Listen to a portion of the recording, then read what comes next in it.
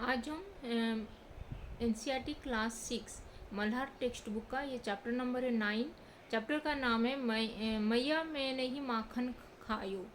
मैया मैं नहीं माखन खायो, इसका आज मैं एक्सप्लेनेशन करूँगी। अगर फर्स्ट टाइम इस चैनल में आए हो तो हिंदी पाठमाला विथ ममता चैनल को सब्सक्राइब कर देना और इस वीडियो को भी लाइक और शेयर कर देना। तो चलो स्टार्ट करते हैं। मैया मैं नहीं माखन खायो। मैया मैं नहीं माखन खायो। तो यहाँ पे ये मैया मैं नहीं माखन खायो, ये कृष्ण और जसोदा, उनकी जो माता थी, उनको जो पालने वाली माता थी जसोदा, यशोदा माता और जो कृष्णा के बीच में ये कथोपकथन जो वार्तालाप हुआ था उसके बारे में यहाँ पे सूरदास, जो हिंदी साहित्य के जो कवि थे सूरदास, वो लिखे हैं मैया मैं नहीं माखन खायो। तो पहले कवि परिचय थोड़ा जान लेते हैं सूरदास जी के बारे में। तो सूरदास आपने जो भी रचना अभी पढ़ रहे हैं वो सूरदास के द्वारा लिखित हुआ है। ये जो मैया मैं नहीं माखन खायो, ये जो कविता है वो सूरदास जी के द्वारा रचित है। तो माना जाता है कि उनका जन्म 15वीं शताब्दी यानी कि 15वीं शताब्दी के आसपास ही उनका जन्म हुआ था, 15th सेंचुरी में। और सूरदास ने अपना अधिकांश जीवन मथुरा गोवर्धन सहित ब्रज की क्षेत्रों में श्री कृष्ण के गुणगान में भजन गाते हुए बिताया था। वो उस टाइम में वो कृष्ण के जो जहाँ पे उन पले बड़े थे, जो मथुरा, वृंदावन और ब्रज, वहाँ पे उसके आसपास ही वो कृष्ण के जी के भजन गाते गाते वो उनका जीवन वहाँ पे व्यतीत किया था। उनकी रचनाएं ब्रज भाषा में उपलब्ध है। वो ब्रज भाषा में वो सब अपनी रचनाएं जो सूरदास, जो एक अंधे कवि थे, सूरदास हिंदी साहित्य के एक जाने माने कवि थे उस टाइम के, तो वो रचना ब्रज भाषा में वो लिखे थे।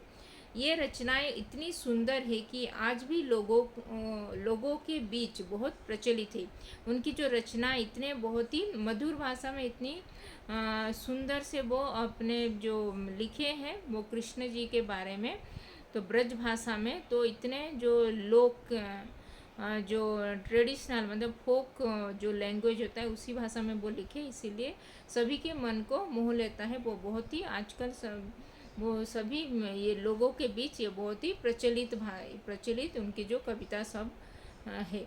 उनकी अधिकतर कविताओं में श्री कृष्ण की बाल लीला श्री कृष्ण की जो बाल लीलाएं वो सब उनकी कविताओं में लिखी गई है। मनोहरी वर्णन है उनकी कविताओं में। ये कविताएं अत्यंत लोकप्रिय है और देश भर में प्रेम से गाई जाती है। ये सब जो कविताएं जो लिखे हैं सूरदास जी ने, तो वो सभी भारतवर्ष में वो लोकप्रिय है और देश भर भारत सारा सभी प्रेम से उनकी जो रचनाएं वो श्री कृष्ण के जो बाल लीला के बारे में जो उनके काव्य संग्रह में जो लिखे हैं वो सब लोग सभी देश भर में वो प्रेम पूर्वक वो गाई जाती है। वो अपनी उत्कृष्ट रचनाओं के लिए महाकवि सूरदास कहलाते हैं। वो इसीलिए उनकी जो उत्कृष्ट रचना के लिए ही वो महाकवि उपाधि उनको मिला था। महाकवि सूरदास उनको बोलते हैं। उनकी मृत्यु 16वीं शताब्दी में हुई थी। उनकी मृत्यु 16th सेंचुरी में हुआ था।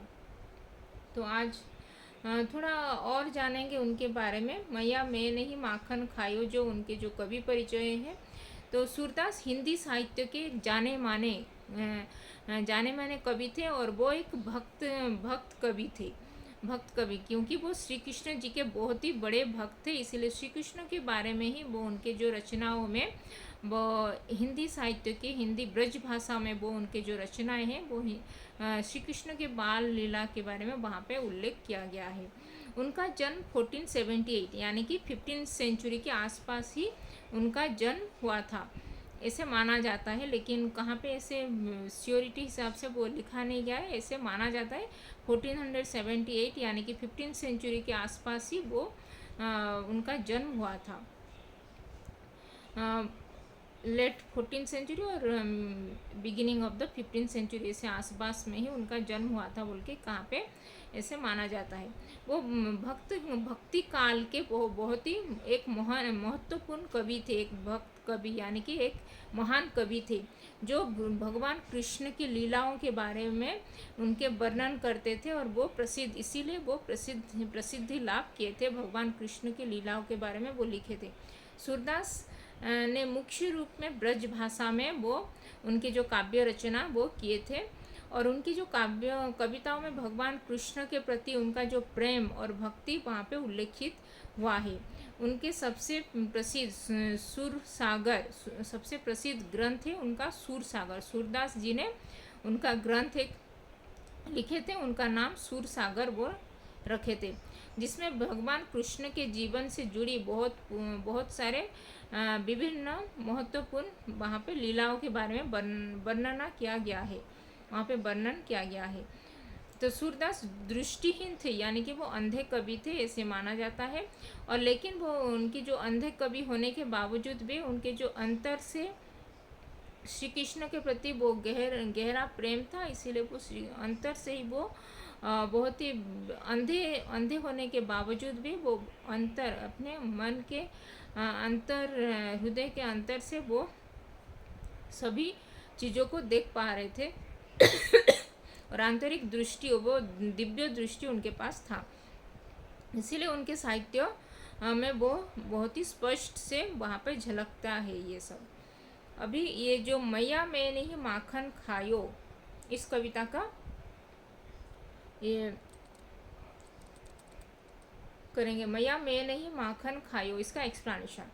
मैया मैंने ही माखन खायो, तो यहाँ पे लिखा गया है मैया मैंने ही माखन खायो। ये जो पहला पद है वहाँ पे श्री कृष्ण जी अपने माता यानी कि उनके जो माता पैदा किए थे, देवकी माता थी जो कारागार में वो पैदा किए थे, मथुरा के जो राजा कंस के बहन थी, तो वो वासुदेव उनके पिता थे श्री कृष्ण के। जो जब मथुरा का राजा कंस, मथुरा का राजा जो कंस था, उनके जो मामा, तो उसको जब पता चला कि श्री कृष्ण देवकी के अष्टम गर्भ में वो श्री कृष्ण पैदा होकर आएंगे, तभी वो अपनी बहन को और वो उसका ये उसको वध करने आएंगे, तो तभी वो देवकी को और वासुदेव यानी कि देवकी के पति जो थे वासुदेव को जदुवंश के राजा थे वासुदेव, उनको कारागार में वो बंदी करके रखा था मथुरा में। और वो देवकी और वासुदेव अपने जो सारे संतान उनको उसको देने के लिए वचन दिए थे वासुदेव ने, इसीलिए वो आके उनको बंदी करके रखा था, नहीं तो उनको मार देना चाह रहा था अपनी बहन देवकी जी को। तो इसीलिए वो सभी संतान एक के बाद एक सभी संतान को वो ये कंस को देने के लिए वो प्रतिज्ञा किए थे, वो बोले थे वासुदेव जी ने, इसीलिए उनको बिना मार के वहाँ पे बंदी करके वो रखा था। तभी जब ये श्री कृष्ण जी पैदा हुए थे तभी वो अपने जो एक सखा थे, बाल सखा, जो वासुदेव के बाल सखा थे नंद गांव में, तो उनके नंद राजा के पास ये नंद राजा जो गोप वृंदावन में जो उनके जो गोपपुर में उनके यहाँ छोड़ने गए थे, फिर वहाँ पे यशोदा माता के यहाँ वो पले बड़े थे श्री कृष्णा। तो यहाँ पे जो माता उनके पैदा करने वाली देवकी थी और जो पालने वाली माता ये यशोदा माता थी।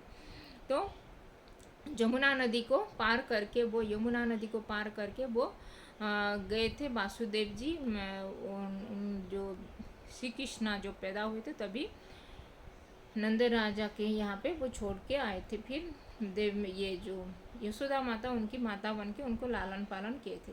तो मैया मैंने ही माखन खायो, यहाँ पे लिखा गया है कि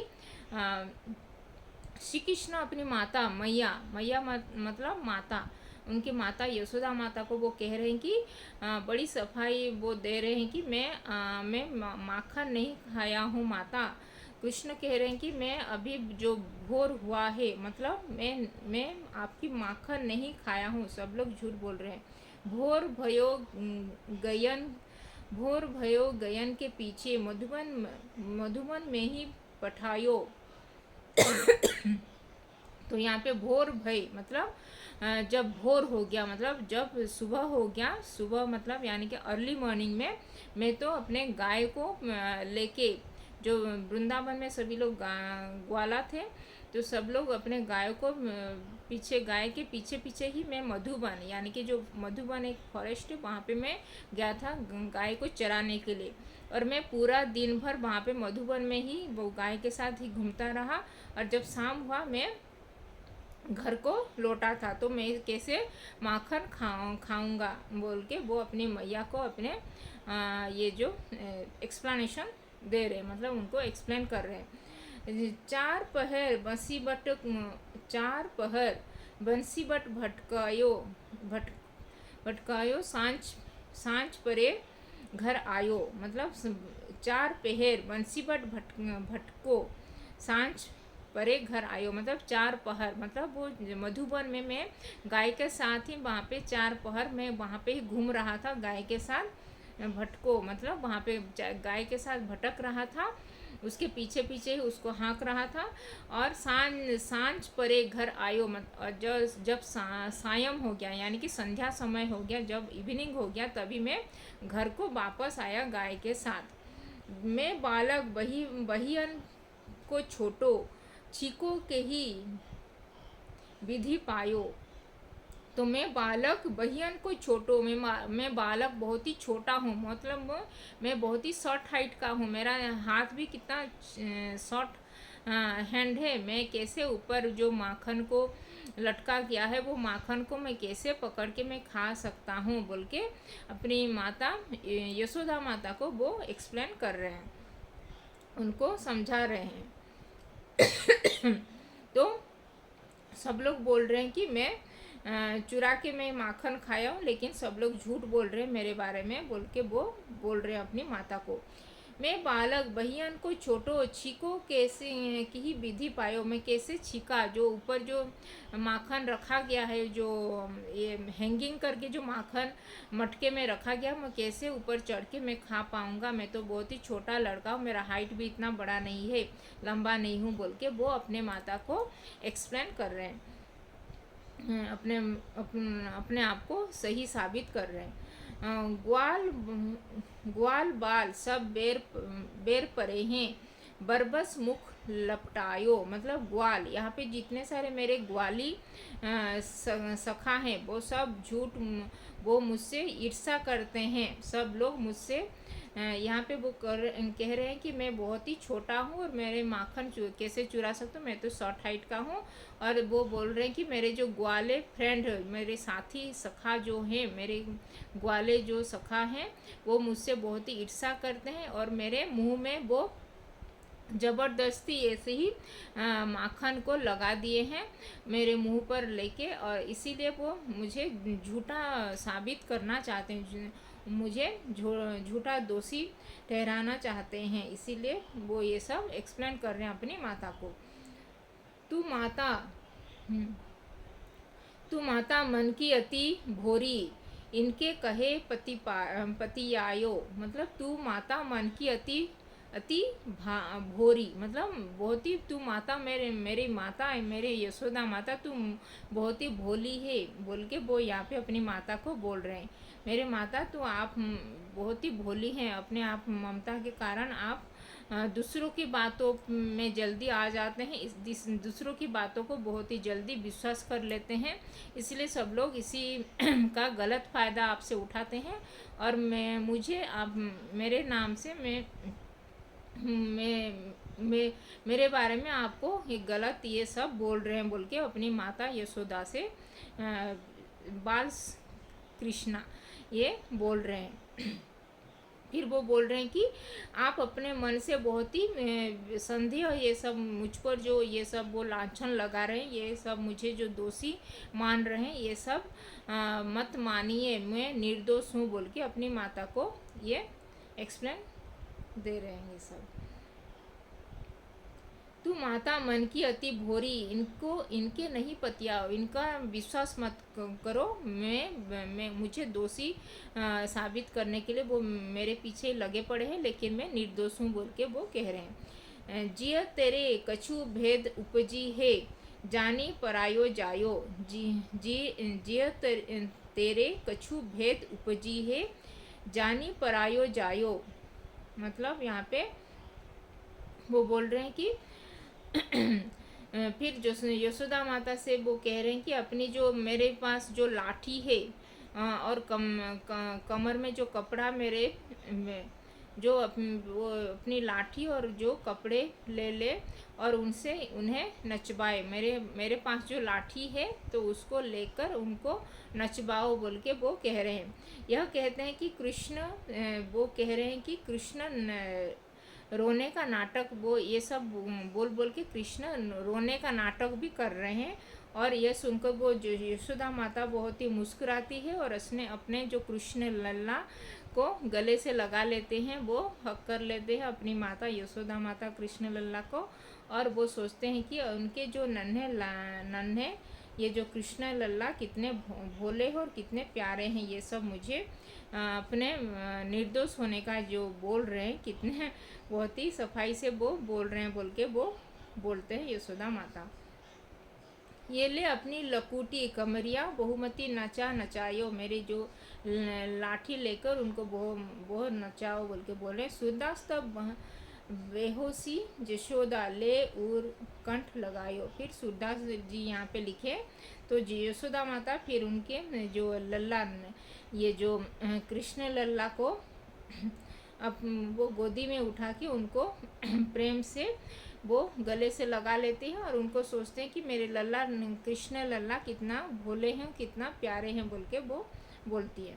तो यहाँ पे जो ये सूरदास जी यहाँ पे ये जो इस कविता के माध्यम से यानी कि मैया मैं नहीं माखन खायो, इस कविता में वो कृष्ण बाल कृष्ण के जो नटखट लीला के बारे में वर्णन किए हैं। और कृष्ण अपनी जो मासूमियत बनाकर जो अपनी माता यशोदा को जैसे वो समझा रहे हैं कि मैं माखन नहीं खाया हूँ, लेकिन वो असल में माखन चुरा के वो खा रहे थे। और वो जो पकड़ में आ गए वो अपने सफाई दे रहे हैं कि मैं नहीं माखन खाया था, मैं तो मधुबन गया था अपन ये जो गाय चराने के लिए, लेकिन ये सब मेरे जो सखा हैं यहाँ पे मेरे नाम का ये गलत आपको बोल रहे हैं, मैं निर्दोष हूँ। और आप उनकी बातों में आ जाते हैं क्योंकि आप बहुत ही भोली हैं बोल के ये सब जो एक्सप्लेन दे रहे हैं। इसके बारे में यहाँ पे भक्त कवि सूरदास, जो अंधे कवि सूरदास थे वो यहाँ पे लिखे मैया मैं नहीं माखन खायो। तो कृष्ण यहाँ पे अपनी जो मासूमियत बनाकर जो बहाना बनाकर अपनी माता यशोदा को ममता पर विजय प्राप्त कर रहे हैं, उनके जो माता को ये बोल रहे हैं कि मैं नहीं माखन खायो बोल के जो ये बोल रहे हैं। तो यह इस पद में जो भक्ति और प्रेम का जो ये बहुत ही अद्वितीय वो रचना यहाँ पे वो किए हैं भक्त कवि सूरदास ने। तो यहाँ पे भगवान कृष्ण और उनकी जो माता यशोदा के बीच में बहुत ही गहरा प्रेम था और उनका जो रिश्ता वो यहाँ पे दर्शाए हैं ये भक्त कवि सूरदास जी ने। तो ये था मैया मैं नहीं माखन खायो, मैया मैं नहीं माखन खायो, मोर भयो गयन के मोर भयो भोर भयो। मैया मैं नहीं माखन खायो, मैया मैं नहीं माखन खायो, भोर भयो गयन को पीछे, भोर भयो गयन को पाछे, मधुमन मोही पठायो। मैया मैं नहीं माखन खायो, भोर भयो गयन को पाछे, मधुबन मोही पठायो। ये ब्रज भाषा है। चार पहर बसीबट भटक्यो, सांझ परे घर आयो, मैं बालक बहियन को छोटो, छिको के ही विधि पायो, ग्वाल बाल सब बेर परे हैं, बरबस मुख लपटायो, तू माता मन की अति भोरी, इनके कहे पतियायो, जिय तेरे कछु भेद उपजी है, जानी परायो जायो। ये ले अपनी लकुटी कमरिया बहुताई नया नाच नचायो। सूरदास तब बिहासी जसोदा ले उरकंठ लगायो। मैया मैं नहीं माखन खायो। ये था सूरदास जी के द्वारा रचित भक्त कवि सूरदास जी के द्वारा रचित मैया मैं नहीं माखन खायो के ऊपर ये एक्सप्लेनेशन। तो इसमें अगर कुछ डाउट है, कुछ वर्ड का मीनिंग, शब्द के अर्थ जानना है तो कमेंट में लिख सकते हो। और अभी तक चैनल को सब्सक्राइब नहीं किया तो हिंदी पाठमाला विथ ममता चैनल को सब्सक्राइब कर देना और इस वीडियो को भी लाइक और शेयर कर देना। तो धन्यवाद, थैंक यू।